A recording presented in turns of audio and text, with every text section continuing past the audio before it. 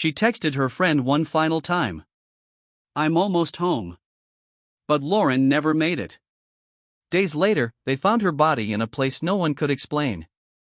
This is the haunting true story of a girl trapped between desperation, darkness, and death.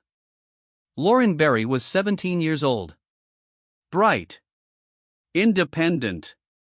The kind of girl who always smiled at strangers. She lived in a small town just outside Santa Cruz, California, with her mother and younger brother. Life wasn't easy. Her parents had divorced. She worked weekends at a diner to save money for college. That summer night in July 2015, Lauren was coming home from a party with a friend. It was late, nearly 2 a.m. She texted her mom. "Home soon. Love you." The house was dark when she got there. The door was locked. She didn't want to wake anyone. What happened next is still a mystery. Some say Lauren forgot her keys. Others believe something or someone was following her. For reasons no one fully understands, Lauren climbed onto the roof, slid across the shingles, and tried to climb down the chimney into her house. But she never made it. When her mother woke up the next morning, Lauren wasn't in her bed. Her shoes were at the door. Her purse was in the bushes. Her phone was dead. She called friends, neighbors, then the police.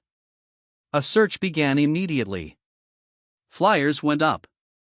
Drones were flown. Dogs were brought in. For 4 days, no one knew where she was. Her family was shattered. Her town was terrified. On the 5th day, the smell started. The family called a handyman to check the attic. That's when they heard it. A faint sound. Like metal tapping brick. When they opened the chimney access from inside the house, they screamed. There, just feet above the fireplace opening, was Lauren's body, wedged upside down, knees bent against her chest. She had been stuck for nearly 5 days, alive for maybe the first 2. She had tried to claw her way out. The autopsy showed Lauren died of positional asphyxia, her lungs compressed, unable to breathe. She had bruises on her palms and elbows from pushing against the brick, trying to free herself. The coroner said it was a slow, panic death. She likely passed out long before she died. Worst of all? From inside the chimney, she was just 6 feet from the warmth of her living room.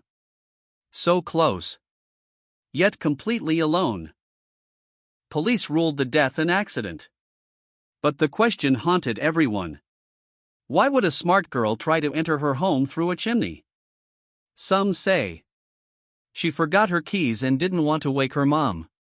She'd done it before as a joke with friends during summer break. Or worse, she was being followed, and thought it was the safest way in. Friends said she seemed anxious that night. She kept looking over her shoulder. Was someone chasing her? Or was it fear living in her own head? Investigators found strange details. Lauren was wearing only a tank top and underwear, no pants. Her jeans were found rolled up neatly behind the house. Her hands had soot and blood, but no signs of outside trauma. No drugs or alcohol were in her system. No fingerprints were found on the chimney's rim except hers. Some believe she may have removed her clothes to make herself smaller, thinking it would help her slide down. Or she planned to go down the chimney, and thought she'd change clothes after. But why risk it? After Lauren's death, friends came forward with stories. One said Lauren once joked about sneaking into houses like Santa Claus. Another admitted she had an argument with a man earlier that night, someone who tried to get her into his car. Others said she was upset. Paranoid. Looking over her shoulder at nothing. Police questioned multiple people, but no arrests were ever made. There was no sign of foul play, they insisted. Still, Lauren's mom believes someone was following her that night. Lauren's death wasn't the first of its kind. In 2010, a man named Joshua Maddox was found dead inside a chimney in Colorado, stuffed headfirst, decomposed for years. In 2015, a man was found trapped inside a vent shaft after trying to sneak into a business. Why do people try this? In Lauren's case, it wasn't theft. It wasn't drugs. It wasn't a prank. It was a desperate choice, or a deeply panicked one. Lauren's family never fully recovered. They left the house. The chimney was sealed forever. And her bedroom, still untouched, was eventually donated to charity. Her mom started a foundation called Lauren's Light, raising awareness about safety and panic responses in teens. If only she'd knocked, her mother said. If only she'd screamed. If only. So many ifs. A 17-year-old girl. A silent house.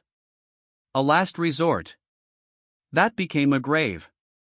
They say home is where you're safe. But for Lauren Berry, home was just out of reach. Bell call to action for viewers.